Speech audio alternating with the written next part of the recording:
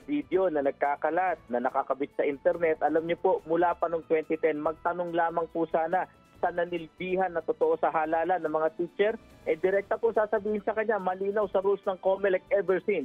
Hindi kinokonekta sa internet ang PCOS, ang vote counting machine, pati na ngayon ang ACM, at iko-connecta lamang ito pagkatapos ng botohan, at hindi lang yung pagkatapos pa makapag-imprenta ng election return. Ganun po ang ating proseso. Sana po itong rules na to, babas yung kanyang video January 24, January 25.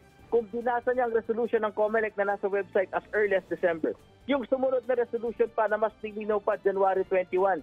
Sayang kung binasa niya, di sana po nakita niya at hindi nagkamali po siya sa kanyang sinasabi.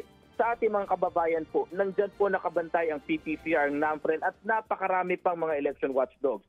Naari po kayong kumonsulta sa kanila. Bakit? Dahil mula pa lahat po ng paghahanda ng COMELEC, hindi lang po sila nagbantay, ngunit sumama sila. Kasama silang nag-test ng programa, 2 buwan at kalahating hinimay ang source code.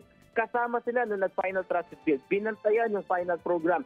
Binantayan hanggang ma-deposito sa ating Bangko Sentral. Binantayan ng lahat ng test na ginagawa, pati ang international certification. Sila po ay nagsagang alamin ang lahat ng aspeto ng halalan mula ACM, transmission, hanggang sa internet voting.